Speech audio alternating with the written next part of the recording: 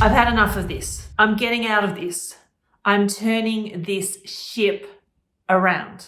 Now, if you want to change the word ship to something else that sounds similar, go ahead. Do you want to know how to get unstuck and feel successful again? Victorious? Well, I'm sharing 5 success secrets in this video and unveiling the 20 days of victory experience. So how can you turn it around? And do you believe it's possible to turn it around? Do you remember the steps you took last time when you decided to take your life into your own hands and do something about it? Share them in the comments. We'd love to know, and there's plenty of ladies who will benefit from it too. Now, this may seem simple, but firstly, ask yourself, what is disturbing me? What has really got under my skin right now? And get a piece of paper and write it down. No holds barred, no avoiding it, no going, oh no, that wouldn't be it. So no second guessing, just write it down, get it out. Whatever it is, no matter how silly it might sound, just write down what comes into your mind when I say what is really annoying you right now. Voice it too if you like. Sometimes it's beneficial to get it out verbally. Now, this thing that's getting to you, it could be something that just keeps coming up. It just keeps resurfacing because when you squash it or you try to avoid it or pretend that it's not there, it doesn't go away. I wish it did, but it doesn't. Secondly, see if you have any feelings about it. Now, I know we're taught not to have feelings, not to express our feelings, but repressing them is just not good for us. And again, they'll keep resurfacing, or they fester, and then they just explode sometimes. Do you have that happen too? So I know it's uncomfortable, I know it can be scary, but we want to feel the emotions. Don't squash them. Don't limit them. Now, you don't need to name them. You don't need to identify them, but just feel it. If you're feeling sad and you want to cry, cry. If you're feeling angry and you want to yell or scream, do it. If you're feeling grief or remorse and you just need a hug, hug yourself. It's really important to be kind to yourself and to acknowledge what's going on for you right now. Now, that doesn't mean it needs to get out of control, but we want to actually welcome it. We want our feelings to know that they are safe here and we're going to nurture them and we're going to nurture ourselves. So give yourself some space and see if you can acknowledge your feelings. So number 3, take responsibility for it. Responsibility. Yes, there are plenty of things outside of our control, but there's also things within our control. Our thoughts, our emotions, and the way we react to things. So we can take responsibility for those things. We can acknowledge them. And by acknowledging it, by taking responsibility, it means you are actually realizing the power that you have within you. I find it to be a bit nerve-wracking or embarrassing sometimes as far as taking responsibility, but I also find it to be liberating because it's just like, I finally acknowledged my part in it. So that means I can now move on instead of making out everything's okay. So fourthly, it means now you're getting closer to accepting it rather than fighting it or pushing it away. And it feels good. I know you may not want to hear this, but it is what it is. It is done. It is the past. You don't need to hold on to it anymore. You don't need to keep replaying the movie of it anymore.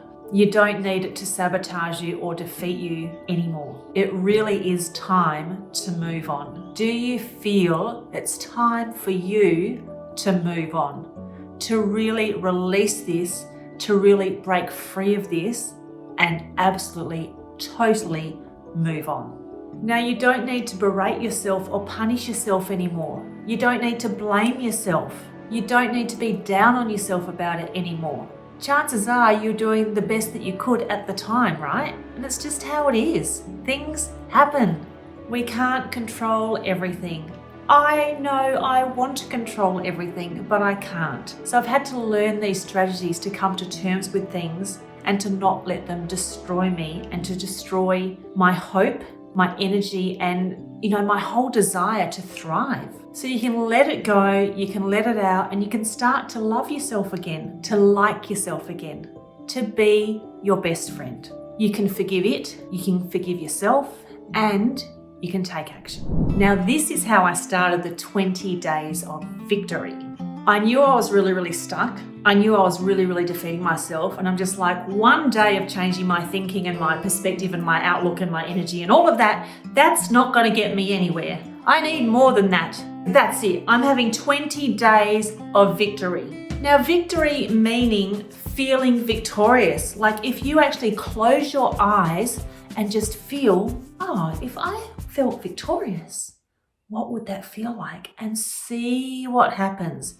It is astounding. So it's not to victory, it's of victory. It's about who you're being, how you're feeling, what you're choosing to think and feel and express and be every day. You're not going to arrive at some place after the 20 days. It's actually about every day being in that feeling of victory, in that place of victory.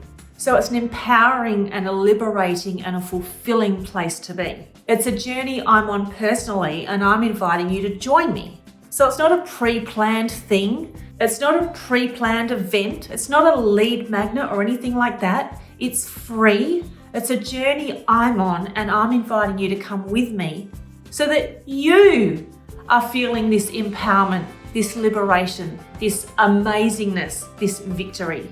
Again, it seriously is so much fun.